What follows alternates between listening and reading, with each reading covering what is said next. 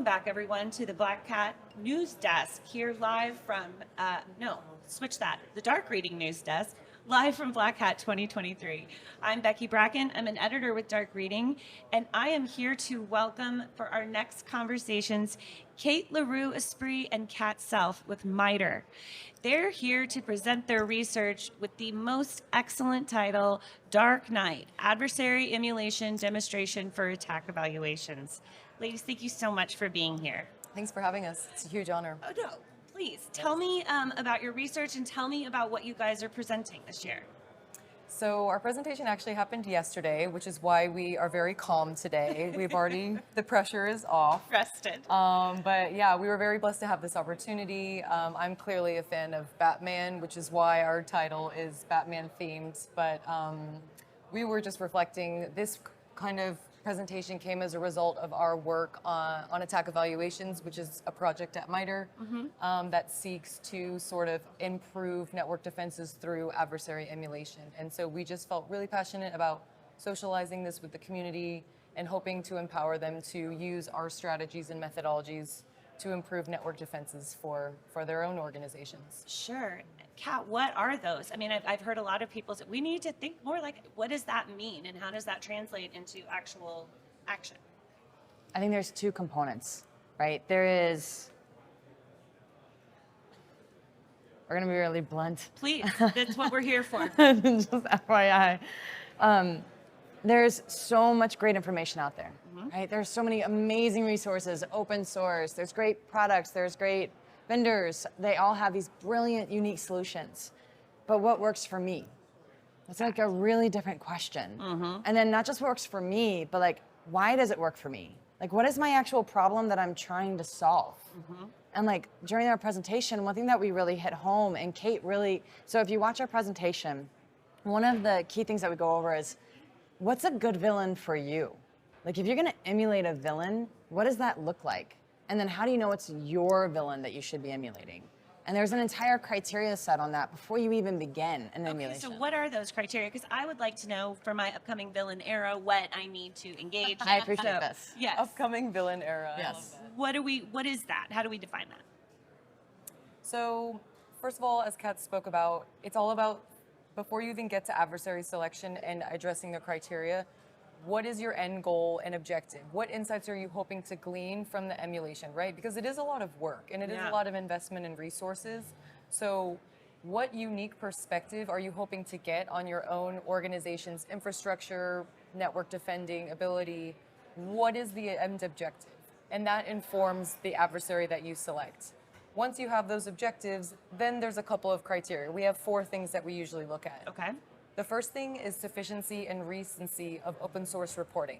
Everything that we do is publicly available, right? So we're kind of limited to what's out there in the public already on this adversary. Okay. So usually we look at within the last two to 3 years, does the adversary have recent operations? Just open source threat intel. Open source threat intel.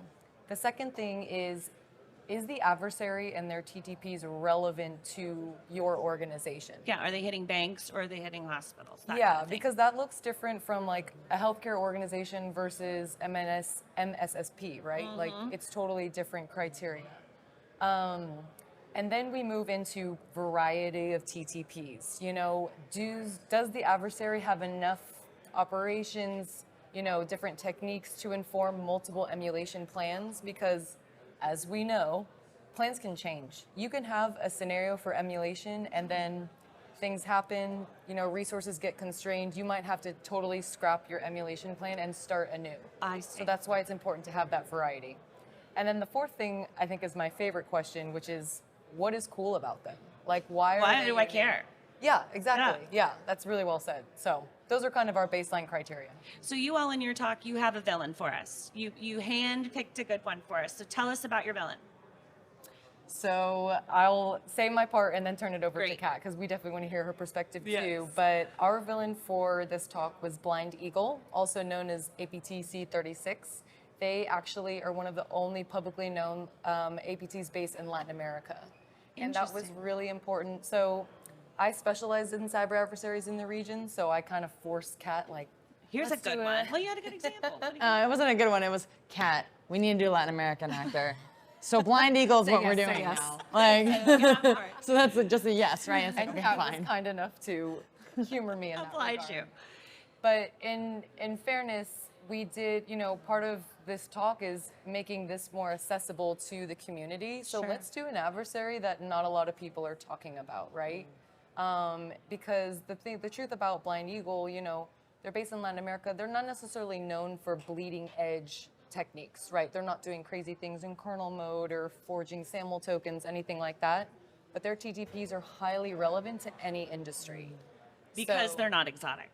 Is because that why? they're not exotic, and the thing is, they have techniques that we would expect the average end user to be able to detect on. And so we felt that that was extremely relevant and relatable for the average end user, which is our target audience. Gotcha.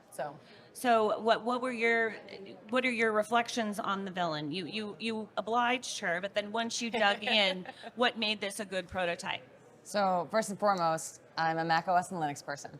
So my role on a lot of this was I'm the longest standing person right now on attack evaluations. So a lot of the knowledge that I brought to this was the historical and tribal knowledge that, quite frankly, you only get when you do evaluation, next evaluation, next evaluation, next evaluation. It's really tight. Yeah, right?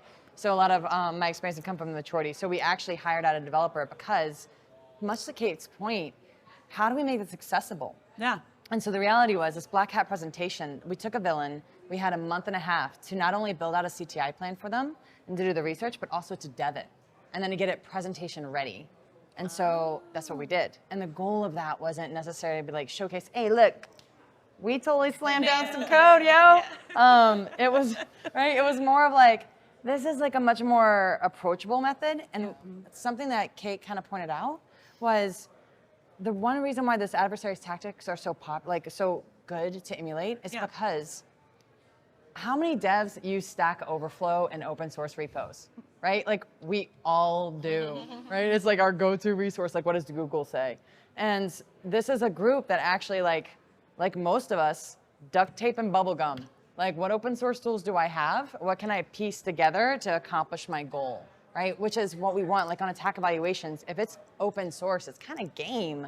And then if it's backed by CTI, you betcha, I'm not going to recode that. I'm going to try to pull that in and reuse it because I only get a month and a half to develop this code based on this adversary. So I'm going to pull what's available for vendors that should already be detecting on it.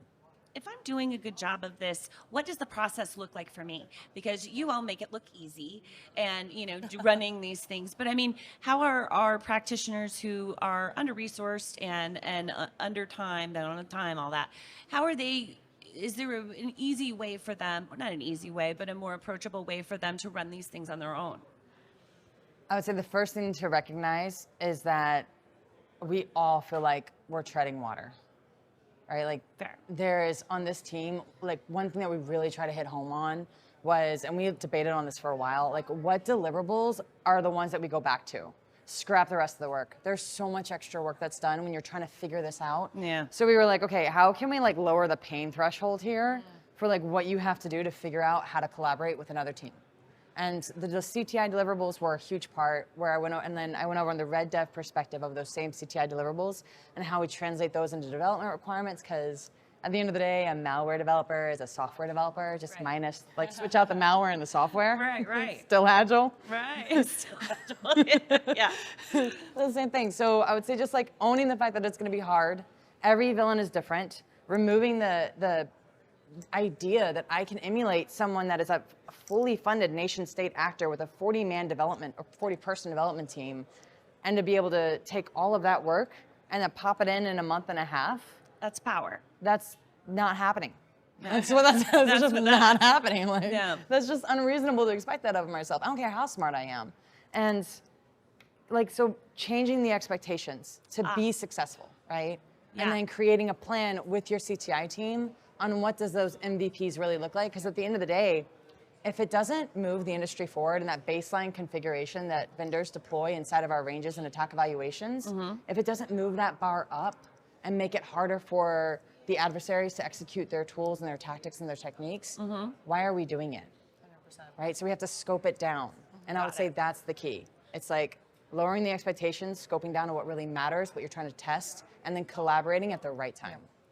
Good advice, all. Thank you both so much. I wish I had more time to sit here and talk to you about all of these things. But Appreciate it. thank you both so much for joining us. Where can our audience find more about I know your talk is on blackhat.com. Where can they find out more about your research? So we have a publicly available GitHub repo. We put all of our emulation plans on there. We're actually going to release our emulation plan on Blind Eagle, so the community can go there and check out. Any user can pull it down, work on it themselves. You can learn more about attack evaluations at MITRE Ingenuity and MITRE Attack as well. And also, you can just also tweet us. Use the social media. And we're all about making this transparent and accessible for the community. So any way we can do that, we're happy to help. Well, this seems like a very big first step. Thank you both for joining the Dark Reading News Desk. We really appreciate it. Appreciate your time.